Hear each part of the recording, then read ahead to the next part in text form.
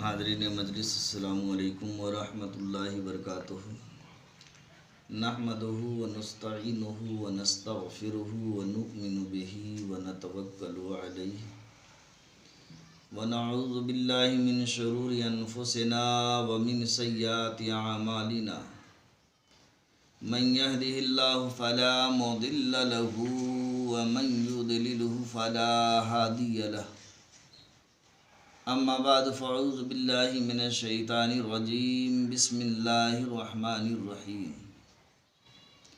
شہر رمضان الذی انزل فیہ القرآن، آمنت باللہ صدق اللہ العظیم وصدق رسولہ النبی الامین الکریم ونحن علی ذلک لمن الشاہدین والشاکرین والحمد للہ رب العالمین۔ حضرات، آج رمضان المبارک کے 6 تاریخ ہیں، اور میں رمضان المبارک کے حوالے سے آج میں آپ حضرات کو رمضان المبارک کا حق بتانے کی سعادت حاصل کر رہا ہوں کہ رمضان المبارک کا حق کیا ہے۔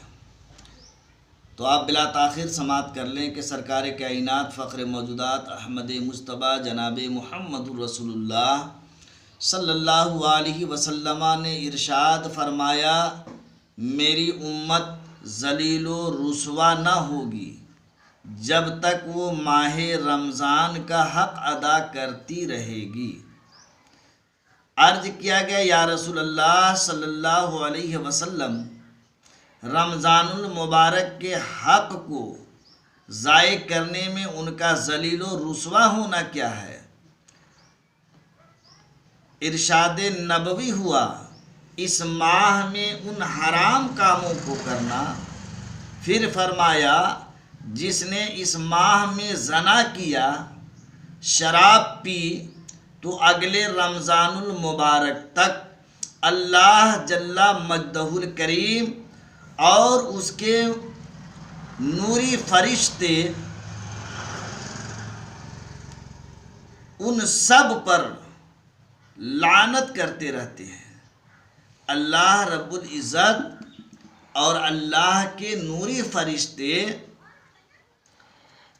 اس پہ لعنت کرتے رہتے ہیں۔ بس اگر یہ شخص اگلے رمضان کو پانے سے پہلے مر گیا تو اس کے پاس کوئی ایسی نیکی نہ ہوگی جو اسے جہنم کی آگ سے بچا سکے۔ بس تم ماہ رمضان کے معاملے میں ڈرو، کیونکہ جس طرح ماہ رمضان میں اور مہینوں کے مقابلے میں نیکیاں بڑھا دی جاتی ہے، اسی طرح گناہوں کا بھی معاملہ ہے۔ حضرات، آپ یہ نہ سمجھیں کہ رمضان المبارک کے مقدس مہینے میں نیکیوں کو بڑھا دیا گیا تو گناہ کا بھی کچھ حالات ایسے ہیں۔ اس لیے میرے پیارے، جہاں آپ نیکیاں کرتے ہیں وہاں گناہوں سے بھی بچیں۔ تو 3 لوگ ایسے ہیں جن کی دعا کبھی رد نہیں ہوتی۔ اللہ کے نبی صلی اللہ علیہ وسلم نے ارشاد فرمایا کہ 3 لوگ ایسے ہیں جن کی دعا کبھی رد نہیں فرماتا، یعنی اللہ ان کی دعا ضرور قبول فرما لیتا ہے۔ وہ 3 لوگ کون ہیں؟ آئیے ہم ان کو جانتے ہیں کہ وہ 3 لوگ کون ہیں۔ تو اللہ کے حبیب سرور دو عالم نبی مجسم فخر موجودات احمد مجتبیٰ جناب محمد الرسول اللہ صلی اللہ علیہ وسلم نے ارشاد فرمایا کہ 3 آدمیوں کی دعا رد نہیں کی جاتی۔ آپ نے فرمایا کہ پہلا آدمی عادل امام ہو، یعنی ایسا حکمراں ہو جو عدل سے فیصلہ کرے اور فیصلہ کرنے میں اللہ سے ڈرتا رہے۔ میرے پیارے، اللہ کے نبی صلی اللہ علیہ وسلم نے ارشاد فرمایا کہ پہلا وہ شخص ہے جو عادل امام ہو، جو عدل کے ساتھ فیصلہ کرے، ناپ توڑ کر فیصلہ کرے، کسی کی طرفداری نہ کرے۔ لیکن آج تو فیصلے ایسے ہوتے ہیں کہ چہرہ دیکھ لیا جاتا ہے، پڑھ لیا جاتا ہے، کبھی خاندان اور رشتہ دار دیکھ کر فیصلہ کر لیا جاتا ہے، کبھی امیر اور غریب دیکھ کر فیصلہ کر لیا جاتا ہے، کبھی کمزور اور طاقتور دیکھ کر فیصلہ کر لیا جاتا ہے، تو کبھی خاندان کا رشتہ ہوتا ہے، تو کبھی اونچ اور نیچ کا معاملہ ہو کے۔ لیکن میرے پیارے ایسا نہیں، بلکہ جو لوگ ایسا کرتے ہیں فیصلہ کرنے والے، کل ان کے لیے اللہ کا سخت پکڑ ہے۔ تو حضرات، میں یہ بتا رہا تھا کہ وہ فیصلہ کرنے میں اللہ سے ڈرتا رہے، اللہ اس کی دعا کبھی رد نہیں فرماتا۔ اور فرمایا کہ دوسرا خوش نصیب وہ روزے دار ہے جس کی دعا رد نہیں ہوتی یہاں تک کہ وہ روزہ کھول لے۔ اور نبی کریم صلی اللہ علیہ وسلم نے ارشاد فرمایا کہ افطار کے وقت روزہ دار کی دعا کبھی رد نہیں ہوتی۔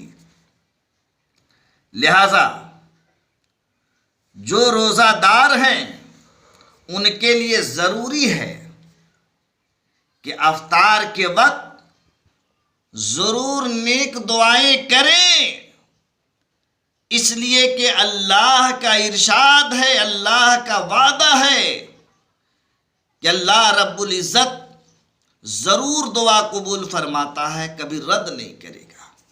تو حضرات، ایک وہ شخص ہے جو روزے دار ہو۔ لیکن حضرات، روزے کی بھی دو طرح کی میں ہے۔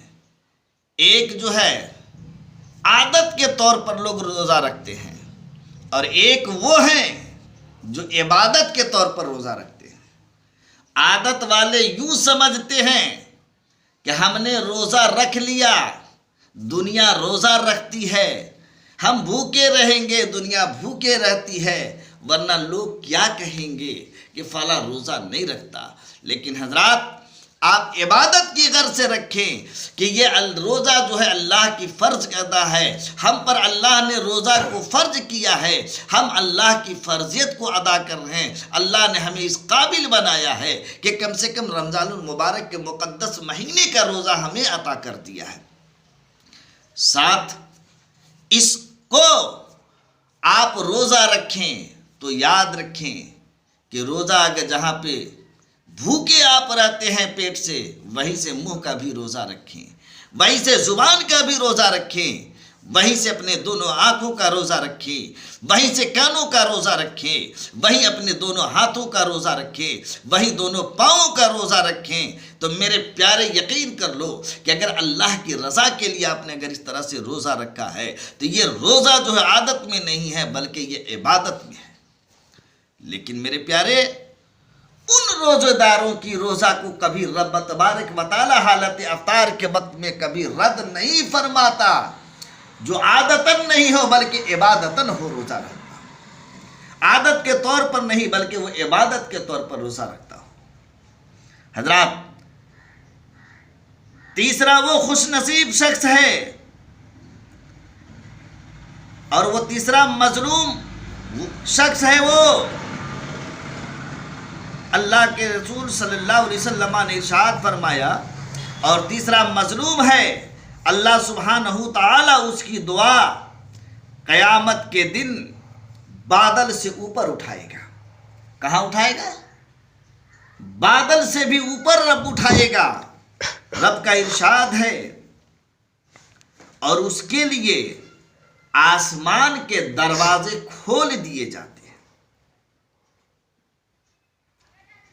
آسمان کے دروازے کھول دیے جائیں گے، اور اللہ سبحانہ تعالی نے ارشاد فرمایا کہ میری عزت و جلال کی قسم، میں تمہاری ضرور مدد فرماؤں گا، اگرچہ کچھ زمانہ کے بعد ہو، یعنی اس کی دعا تو قبول کر لی گئی ہے،